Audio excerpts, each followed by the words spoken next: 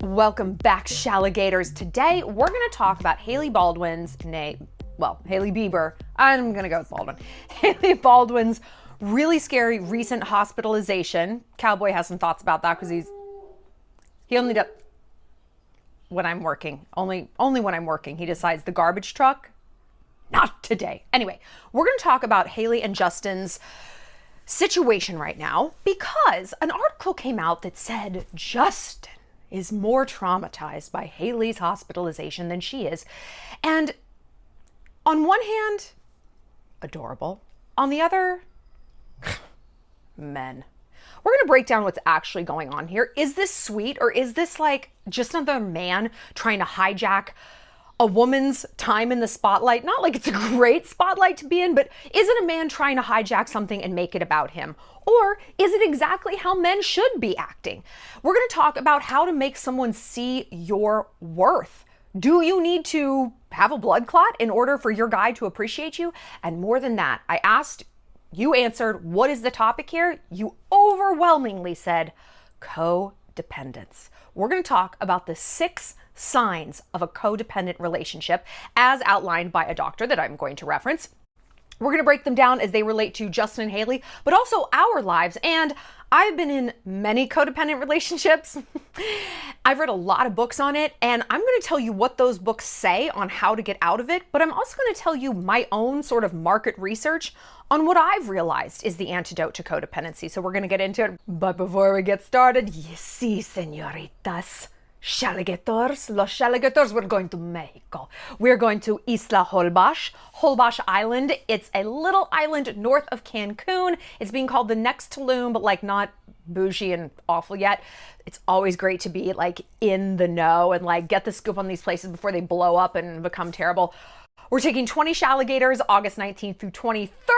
I am so excited. We're going to do things like whale shark diving, kayaking to lagoons, bird reserves, snorkeling, flamingos, boat tours, tons of little Shalligator workshops, and just like sisterhood. We're going to be bringing our own dedicated photographer so that you guys can get some content if you want. No pressure though. It's not going to be like fashion. So go ahead and click the link down in the bio to take advantage of early bird pricing and save $200. This trip is going to sell out. We've never had a trip sell this fast. Even the company's like, I never see trips go like this. This is wild. So I would love to have you with me. Okay, let's get into Justin Hailey. First, can I just apologize for how I look? I look really like grubs and chubs.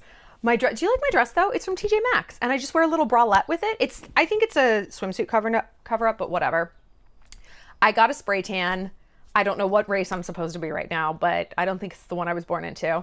I'm going to Palm Springs in a few hours. And you know, those like few hours before a trip, you're just like, my mom's like, did you pack? Like, no, I actually didn't even think about it until you just mentioned it. So fuck. Okay, my hair is doing whatever it's going to do. My spray tan is all patchy. I'm a mess, but I come to you with a pure heart. So this is what we're gonna do, okay? This is not how I wanna be, but this is who I am right now. Let's talk Justin and Hailey. So Hailey was recently hospitalized with a blood clot. A lot of 25? 25 and a blood clot? Also, who is that? Number 1 golfer, female golfer in the world, 23 with a blood clot, stroke-like symptoms. What could they have put in their body to affect them in such an adverse way? Could it be the fucking COVID vaccine? Look, I'm not going to go on my COVID rant. You guys know it. You've heard it. I'm not anti-vaccine. I'm anti-mandate. I'm anti-pressure on someone else's body for consequences you don't even have to live with. And you know what? This isn't a political thing because I look at the left and I'm like, how are you pushing people to do something with their body? That's so inappropriate. And then I look at the right and they're like, no fucking mandates, no vaccines, but you also can't have an abortion. What? Like, no side makes sense on this. This is a nonpartisan issue to me. This is a logic-based issue. And I know a lot of you guys are right there with me. It's like, I don't know, if I had to vote tomorrow, I don't know which way I would go because you're both crazy. You're both crazy as balls, okay? I am here to touch on briefly, because if I get into it, it'll be the entirety of the video. And I know y'all want to just hear about other things. Medical advocacy and really doing research for you and your body. But it's so tricky because on one hand, it's like no one's going to fight for your body harder than you. I mean, you can't expect anyone to. Maybe your mom, but like, does your mom know more than you?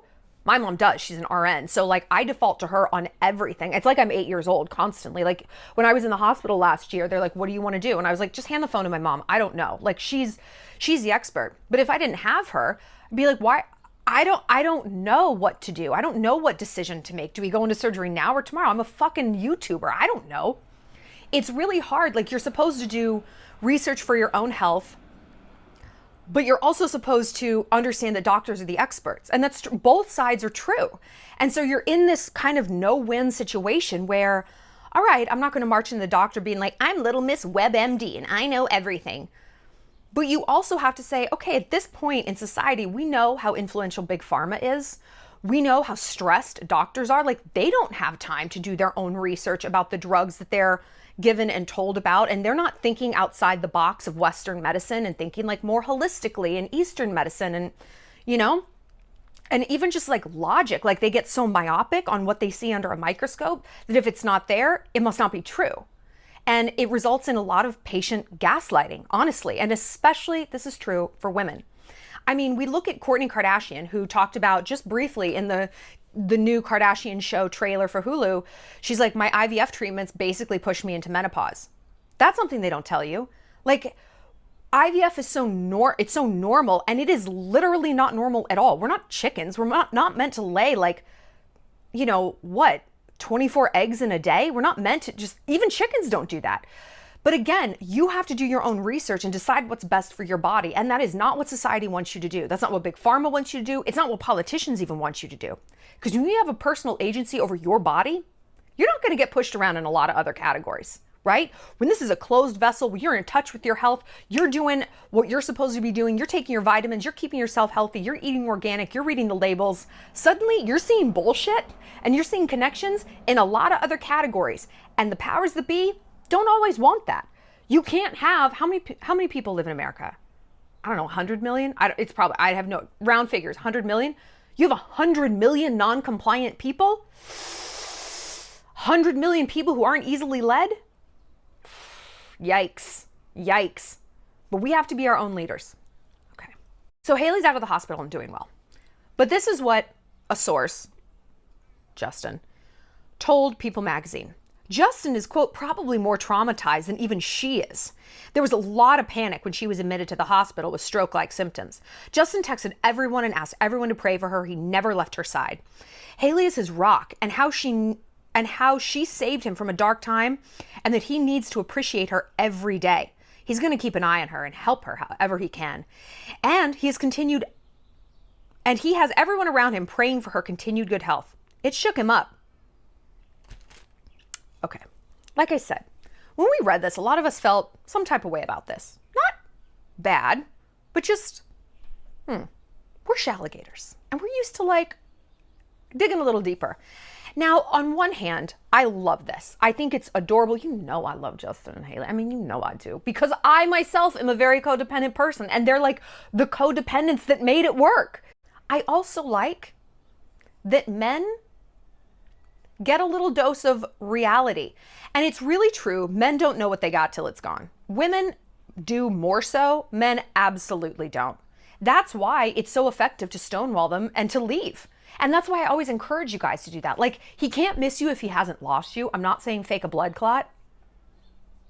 I'm not saying fake a blood clot. Don't get the vaccine just so you can get a blood clot and make your man love you. Don't do that.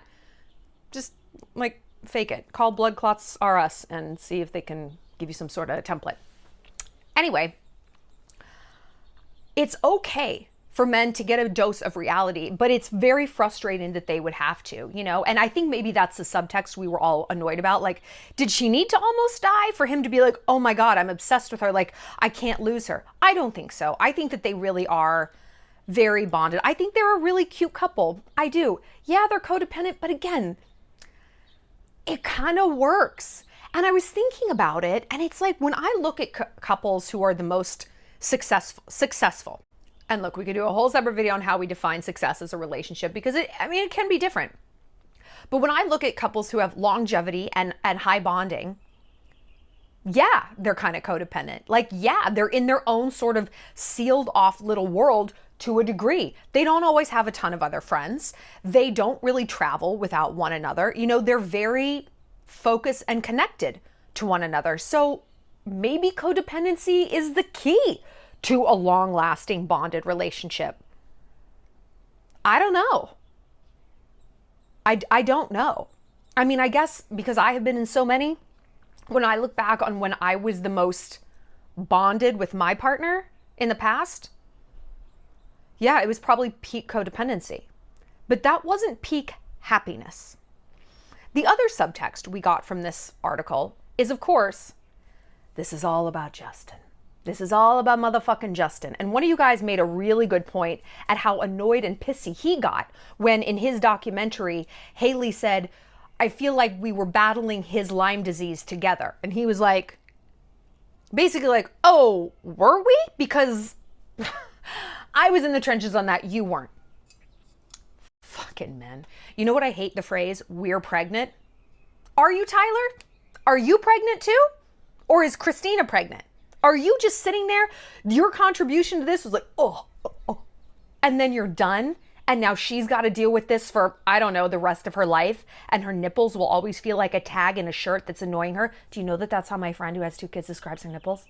It's like, they're like just sensitive enough that she always feels them. Oh, it makes my skin crawl just thinking about I'm not having kids. I want to sew my vagina shut. I can't handle this. So yeah. Is this Justin making it the Justin show? Making it all about him? I mean, the headline, he was more traumatized than her. I don't know, dude. Look, though, look. If you've ever had someone you love in the hospital, or I had someone I was in a situationship with, I can't even say he was my boyfriend, but I did love him. Pathetic. He was in jail. I mean, he went to jail for 2 nights. Before we had met, he got a DUI and had to, I know, just you guys, believe me. Believe me. I know. Pathetic. Anyway, he had to do his sentence like while we were dating, and I was beside myself for those 2 days. Beside myself. It was 100% harder on me than it was on him because he had the data, he had the knowns. I had no idea what was happening to him in there. And I was Googling the jail. It had a 5-star review on Google. They're like, this is the nicest jail I've ever been to. Everybody here is so nice. I would totally do a sentence here again. It was wild. But like, I didn't know what was going on. Are people beating him up? Is he getting raped? Is he bored? Is he cold? Is he hungry? Like, And so it was like I was doing the time in a different way. And I couldn't imagine having someone incarcerated who, for the long term, who loved you back or who was innocent. I mean, I could never rest. I could never rest, get a good night's sleep. Like if someone you love is in the hospital, it's just unbearable. So in that sense, I do understand that it is sometimes harder for the people not going through it because you don't know what's going on and you feel so powerless. When it's you in the hospital bed, in the jail cell, in the whatever, you're just zombieing through it. You're like, this is happening. This sucks, but okay. There's more of a stoicism to it sometimes. I don't know. But we can also say, yeah, this is a prime example of a man just hijacking something because men are just fucking terrible, you know? They're just so awful sometimes. But yeah, we can also say this is equal parts sweet and sour. It's wonderful that he, saw the blessing in this. I'm so lucky to have her. I'd be lost without her. I am pulling up. I am the man now. Anything she needs, I've got her. Because studies show, and I remember reading this. It's weird. I remember where I was, like in my office when I read this study. It was from a university in England. What is the key to a happy relationship? You had to boil it down. What is it? Is it sex, chemistry, shared interests? No. It comes down to one thing, one sentence. When I'm in pain, the world stops and he listens. That's it. Because if you have the sex, the chemistry, the money, the power, the private jets, the kids, the whatever, and you don't have that, you don't have anything. You don't have anything. Have we not all been in that relationship?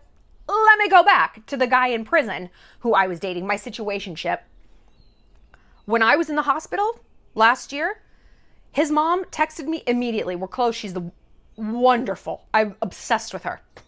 Oh my God. I mean, within 5 minutes of finding out, oh my God, are you okay? What can I do? Do you want me to go get Cowboy? And I was like, oh, I'm okay. Like, my mom is here, blah, blah, blah. And she's like, please keep me posted. Anything you need. Do you think he even texted me? No. And we were like, kind of, sort of still trying to figure things out. Didn't care. Literally didn't care if I lived or died. And I told myself at the time, well, his mom is passing on all the info.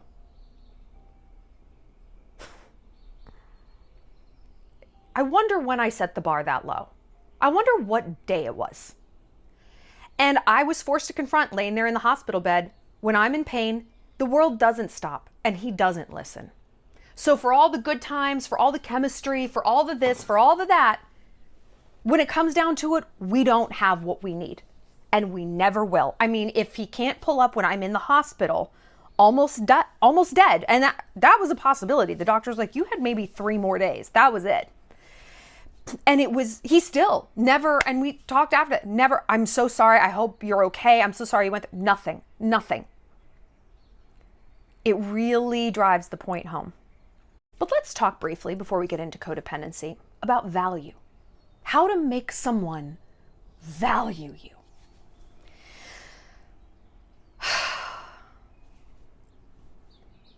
A few months ago, I bought my mom a YSL bag, a Saint Laurent bag. They're expensive. My mom is not bougie like me. She's very elegant and beautiful and put together, but she's not like a label person, even though she lives in Newport Beach. Not a label person. Like she knows them, but they're just not really her thing. I bought her this and I was like waiting for this. Oh my God. Never really came. And I'm like, do you like it? Yes, I do. It's Saint Laurent. Yes. It's a nice bag. What I wanted to say is, do you have any idea how much this bag costs? It's literally thousands of dollars. What? Can I get a little something here? Can I get some enthusiasm? Do you want to go in the bathroom and practice and come back out? But I didn't say that because I didn't want to be tacky. And I realized I could sit here with a whole PowerPoint presentation about the history of the house of Yves Saint Laurent and the value of this bag and the celebrities who carry it and blah, blah, blah, blah, blah.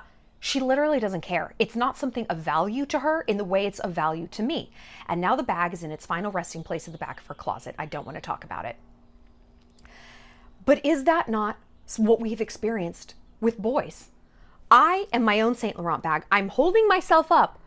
Do you know what this is? Do you know what you're looking at right now? Do you know who you're fucking? Do you know who you're talking to? Do you know who's giving you attention? Do you know who I am? And that phrase has nothing to do with blue check marks or YouTube. No. Do you know who I am? Wonderfully, fearfully made by Lord God, the creator, the universe, destiny, whatever you want to call it. Do you have any idea the specimen of American womanhood, the complex diversity of the feminine divine who sits before you? Do you have any idea how lucky you are? If you have to ask, the answer is already no. I don't know. And you know why they don't know? Who gives a shit? Who cares, girl? Who cares? I know that's not a satisfying answer. And I'm not saying that as a cop-out because I don't want to explain it. I do want to get in the codependency thing though. I'm saying it because I have spent years, decades of my life trying to untangle the why. Why don't you appreciate me? Why don't you see my value? And you know what answer I inevitably arrived at? Because I must not have any value. Oh, I am actually just a human piñata. Like I'm a paper mache woman. I'm not really full of anything. I'm just full of stuffing and dum-dum pops, which no one actually likes. I have no value. If I did, he would be able to see it. It very rarely occurred to me, he's got bad taste. He doesn't see my value because he's a pigeon and I'm an eagle. And a pigeon doesn't want to be around an eagle. All that eagle is going to do is remind the pigeon of its deficiencies. That's it. So no, they don't want to mingle. Pigeons want to stay with pigeons. Eagles fly high. The pigeons stay down in the gutter. There's a reason. That's where each of them belong. So I'm telling you, It doesn't matter why he can't see your value. You have to just pick up and you have to move on. No, but how can I like make him? Do you really want to be with someone who you have to make see your value? Do you want to give a YSL bag to someone who doesn't give a shit about it? Would you give a Gucci bag to your crunchy granola friend who wears Tevas? Not that there's anything wrong with Tevas, except for the fact there's nothing right about them. All-terrain sandals? I just don't know what to do anymore. You would identify getting that Balenciaga bag for your crunchy hippie friend would be a complete waste of money. And it would make her feel bad. Like she's gonna be like, I know I should love this, but this isn't my thing, but I'm gonna smile, yay, because it seems like it means a lot to her, but it doesn't really mean anything to me. So you have both parties being disappointed and feeling unheard and understood. What is the point of that? So that each person can convince the person of the other? No, but I feel like if he just saw my value, then he'd love me. Think about that phrase. If he could see my value, then he could love me? Why would you want the love of someone you have to convince? No. I wish someone had told me this when I was 23 years old. If he doesn't see your value, he is the problem, not you. It's not because you don't have any value. It's because he's an idiot. I promise you that this is the answer. I promise. Let's talk codependency. Let's talk about this. I'm going to run through sort of quickly because they're pretty self-explanatory. I'm going to run through, let's see here, an article by Dr. Shawn Mendes. Oh, and she's one of these ladies with like, why is my manager calling me? Why is my manager FaceTiming me? She's one of these older ladies with like gray, like big hair. I love that. I think it's so pretty when ladies do that. It's like they just look so wise, like a wise, wild woman of the forest. I love it. Okay, so she's a PhD and she wrote an article called The 6 Hallmarks of Codependence. Okay. And she made an interesting point. She's like, there is really not a great agreed upon definition of codependence. And that leads to it being such a broad sort of catch-all that in a way we could look at almost everyone as being codependent in a codependent relationship. Because Shallon, what I have told you, as sort of the TLDR version of what codependency is I care more about your problems than you do. That's an excellent way to encapsulate it. I care more about your life than you do. I am in a codependent, well, we're going to be referencing this example on and off. I was sliding into a codependent dynamic with a friend I have who's an alcoholic. She is literally drinking herself to death. I don't think she has more than 2 years left to live. I'm watching her spiral and I have given her advice, guidance, harsh truths, nice truths, emotional hugs, all this stuff. And it's like, boop, boop, boop, boop, boop. It's just bouncing right off. None of it is getting through. And I could feel myself getting so gassed up about it, so upset, so angry. It was on my mind. I was having dreams about it. And I'm like, this is how it starts. This is you. You are now triggered into codependence. You have to pull back. You have to pull back, Shallon. You cannot care more about her life than she does. But why? Why doesn't she care? I don't know. Pigeons and eagles. And it's interesting. It can also go back to worth. Why can't she see her worth? If only she could see her worth, then she would love herself. Now we're getting somewhere. Isn't that the phrase I have said my entire life about boys? If only they could see my worth, then they would love me and I would feel okay. So when that didn't work, I templated it out onto someone else. Do you see what I mean? All these things kind of connect and converge. So I want to go through Dr. Burns's, the gray-haired wild woman. So pretty. Okay. The 6 pillars of codependency. Number 1, you have an excessive and unhealthy tendency to rescue and take responsibility for other people. That's my career. You derive a sense of purpose and boost your self-esteem through extreme sacrifice to satisfy the needs of others. I definitely don't do that. That's basically martyrdom. We see this a lot in our parents. You know, it's like, oh, you want to have a friend over for dinner? Excuse me, I'm just nailing myself to the cross here. Okay, Mom. Number 3, we choose to enter and stay in long, high-cost, caretaking and rescuing relationships, despite the cost to you or to anyone else. So you're going to get into these long, convoluted relationships where the hallmark of that is rescuing that other person. Number 4, you regularly try to engineer the change of troubled, addicted, or under-functioning. I love that term. Under-functioning people whose problems are far bigger than your ability to fix them. Whoa. I think this is an excellent point. Under-functioning people whose problems are bigger than your ability to fix them. As I'm saying this, you know what's weird? I look back on my codependent self, aka my current self, and it never occurred to me that someone's problems could be too big for me to fix. Like, I think of it as like, I'm just not trying hard enough. They're not listening hard enough. But if we put our heads together, 100% we can fix this. 100%. Whoa. This is like a moment for me. But I'm thinking with my alcoholic friend, it's like, I think it's almost easier for me when it's drugs and alcohol, because I have no experience with that. I wasn't raised by alcoholics. You know, it's a very foreign world to me. I don't have those issues by the grace of God. And so I don't know how to fix an alcoholic besides telling them, like, cut it out. Just stop it. Stop that. It's like getting a cat away from something. Get a little squirted water bottle. So yeah, their problems are bigger than your abilities to fix it. And I think it's important for us to step back and be like, what are my abilities? What could I fix in another person?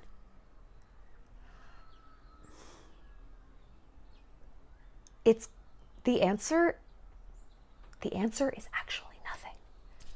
You actually kind of can't fix anything in anyone else. I'm serious. Think about it. Can you fix someone's hygiene? We all have friends who are like on the grubby side. I have a friend who just doesn't, she like will not wash her hair. It's horrifying. And we have hinted, we have cajoled, we have flat out stated it. Nothing works. I can't even fix someone's frequency of washing their hair. Okay? I can't get her to see she has a mustache and needs to wax it. And yet I think, oh, no. I can fix an alcoholic. Oh, no. I can fix a guy who sees no value in me being dead or alive. I can do that. No. I can't impact someone's use of shampoo and conditioner, but I can fix something stratospheric level. What if we could take a step back and be like, I have the ability to fix nothing in anyone else's life. And therefore, all that energy that I'm hemorrhaging out into them, into other people, into friends, into fuckboys, what if I gathered all of those resources, all of those forces, all of that emotional bandwidth, and I turned it to the thing that I could fix, to the thing that I have complete control over, that I have 100% impactability on? Me. What if instead of haranguing my friend about how much salt she uses, I focus on my health? What if trying to motivate my boyfriend to get up and start that side hustle, I use that time to open my own Etsy store? What if all the efforts that we put out onto other people because we were actually trying to save someone because we thought it was easier than saving ourselves? I'm telling you, it's not. It's not less energy. It's not less frustration. And more than anything, it doesn't fucking work. It doesn't even work. If it worked, I would tell you, because I would have figured it out by now. I would have. It doesn't. You can break up with the guy. One of my exes was codependent and he came back to me. I never appreciated you. I never appreciated how much you tried to heal me. Everything you said, all the psychology. And I'm like, I had always thought that was just going to be the most satisfying thing to hear. It actually meant nothing to me. It meant nothing. Diddly squat. Did it give me my time back? No. Did it give me the energy back that I don't know, maybe could have been putting towards being a YouTuber 2 years sooner? No. Did it make him not cheat on me? No. I got nothing out of that. There actually is no medal that the Army distributes for the position of Captain Save-A-Ho, because it doesn't actually exist. 2 more. You seem to attract low functioning people looking for someone to take care of them so that they can avoid adult responsibility or consequences, or attract people in perpetual crisis, unwilling to change their lives. I want you to notice the verbs here. You attract low functioning people. That means they see how easy you're going to be to play. They're looking for someone to take care of them so that they can avoid adult responsibility. None of those words are victim words. This isn't, oh, you rescue broken people up off the ground who can't do any better. You attract predators who are lazy and are looking for someone to manipulate. They're in a perpetual crisis, unwilling to change their life. That's the key word there. Unwilling. Not unable. Not they don't know how. They're unwilling. They are just, why would they change their life when you can just come along and play cleanup crew? When you can play mommy? Why should they clean their room? I mean, let's get really basic. Why would they clean their room when you're going to clean it for them? Why would they spend all that time writing their college essay when you're going to help them out with it? Number 6, have a pattern. You have a pattern of engaging in well-intentioned, but ultimately unproductive, unhealthy helping behaviors, such as enabling. Oh, so me wanting the best for my partner is unhealthy and enabling? Yes. Yes, I know. Listen, I know. I've like I said, I've done a lot of research on codependency, like because I am codependent. And the hardest part for me was to look at myself as part of the problem because I had kicked in a victim narrative. You know, I was the martyr. I nailed myself to my cross, right? Get down, we need the wood. But it was like, I'm trying to help this person. And somehow, ooh, I'm the problem? Yeah, because I wasn't letting them stand on their own 2 feet. And let's go back to what we said at the very beginning of this video. You don't know what you got till it's gone. In all of my research and reading about like drug addicts, because I've dated some, they only changed when they hit rock bottom. And overwhelmingly, rock bottom was not the DUI, the incarceration. It wasn't about what was happening to them. It was about who was no longer there for them. I knew my rock bottom was when my parents wouldn't bail me out of jail. Or I knew it was my rock bottom when my sister stopped talking to me. Or I knew it was my rock bottom when my boyfriend dumped me because I just wasn't doing anything with my life. That's what a rock bottom is. He can't miss you if he hasn't lost you. He's not going to get the memo if there's no writing actually on the wall. You know, we teach people how to treat us, and what we permit, we promote. The article goes on to say something interesting. Thinking about your childhood may also provide some clues because codependence usually has roots in childhood.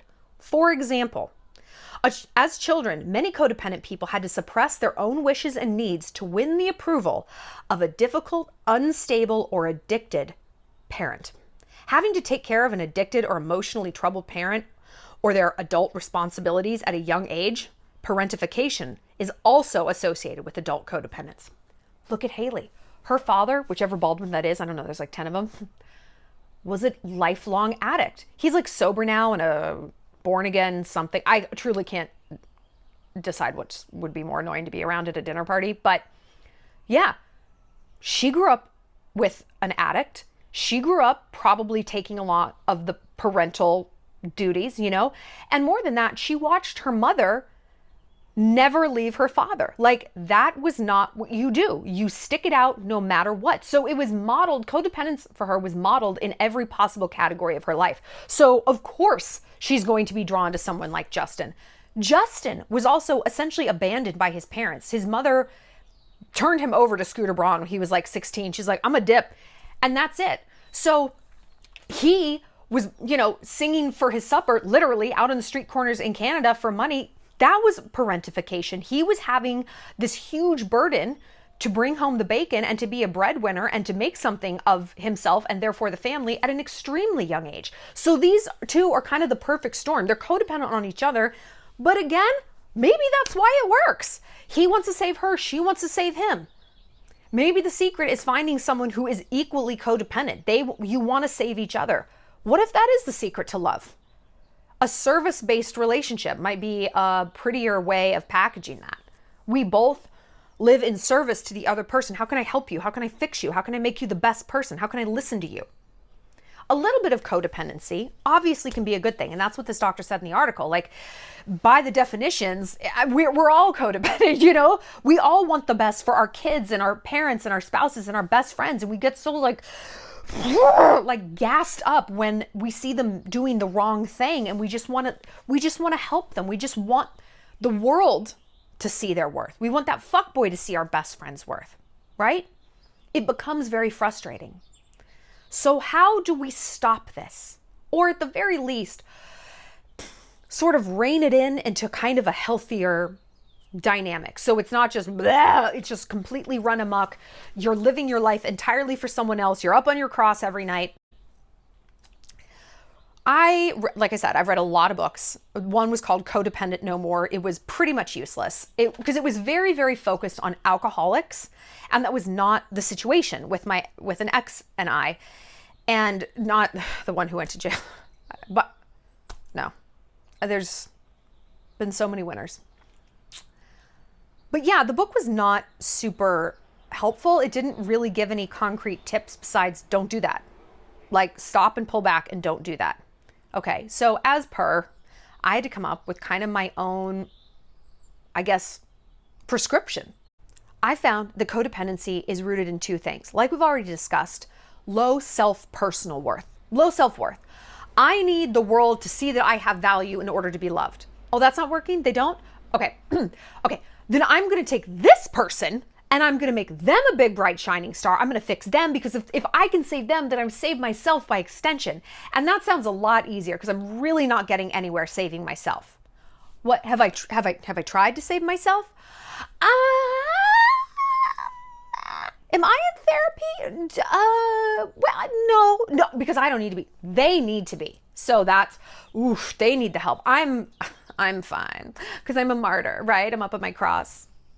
You're not a martyr, you're lazy and you're afraid. And I get it. I've been both of those things. I'm those things 24 hours a day, but I've learned to override them because I know the consequences of codependency. You're not going to fix anyone else, and you're sure as shit not going to fix yourself. So the brave thing to do and the effective thing to do is pull back and say, why am I so triggered by this person's problem? Why am I so triggered? When I look at my alcoholic friend, the reason I'm so triggered by it, like I said, I don't really have any history of alcoholics in my life that would be like, oh, I do have a history of people who are wasteful. My father, a waste of a life, a waste of intellect, of charm, picture me doing nothing with, just, I don't know, maybe you have a dim view of me, but if you have a high view of me, picture me doing absolutely jack shit with your life, or just the worst possible things. He was a career criminal. I organized crime, so I guess that's something. But he could have been a professor, he could have been a doctor, a lawyer, he could have worked at NASA. He didn't. And eventually he took his own life.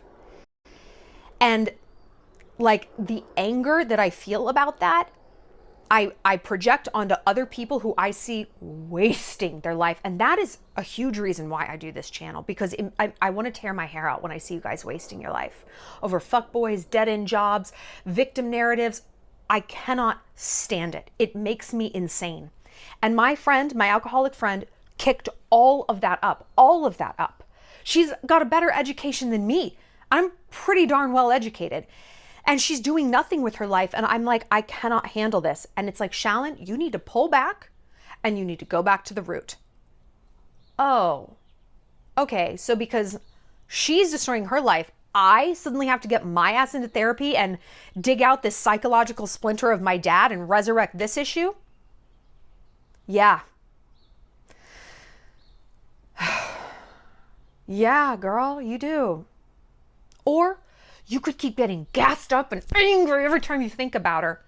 You're using the same amount of energy. That's what I didn't want to face. By not looking at my own issues and what's really driving that, I wasn't saving myself any energy or heartache. I was just hemorrhaging it in a direction that was going to give nothing back to me. It's again, gather those forces and turn it back inward. How can we use this to get better and not bitter? Because that's where codependency leads. The other thing I think codependency is really strongly rooted in is anxiety. If I don't help this person with this, ugh, like the sky is gonna fall. Like, ah, I need to tell my friend to wash her hair. Do you? Why? Does it impact your life? Well, it's she. Let it go. Let it go. What's the root of anxiety? Imagination. What's the antidote to imagination? Facts. Logic.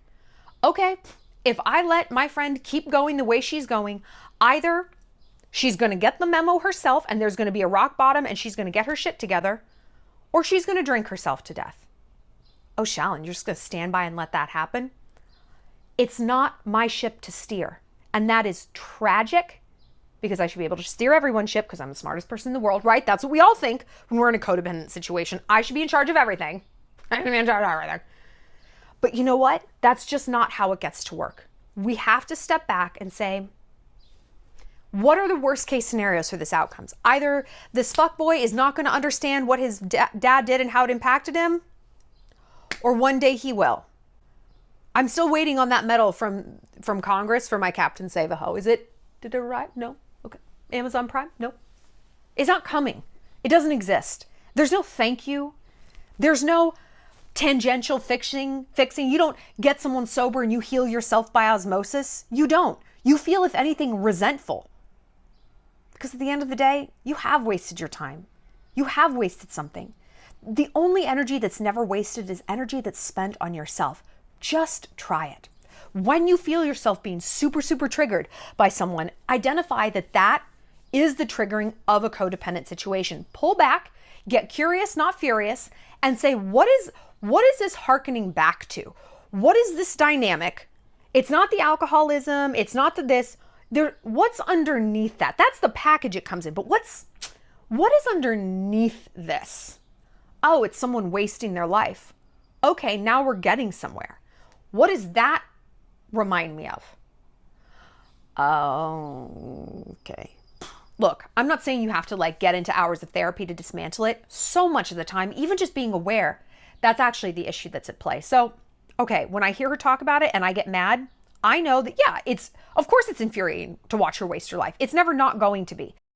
But my outsized reaction is because of the past. It's not because of the present. And therefore, I realize that plugging into her and trying to fix her is not going to fix how I'm feeling. It's not going to ameliorate my feelings and dampen it down, because the present isn't the root of that feeling. It is the past.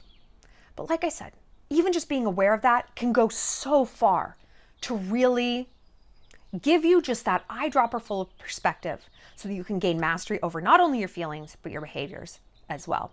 I want to know your thoughts on Justin and Hailey. I want to know your thoughts on all this stuff. Tell me about a codependent situation you were in. How did you get out of it? Are you out of it? Did this video help wake you up to anything? And yeah, tell me all the things. We're going to be back. We're going to be talking about Anna Delvey, Vladimir Putin, and I think, depending on how I look at my bikini, I think I'm going to film my weight loss video in Palm Springs and tell you how I shed 30 pounds recently. I'll be back. I'll see you later, Shalligators.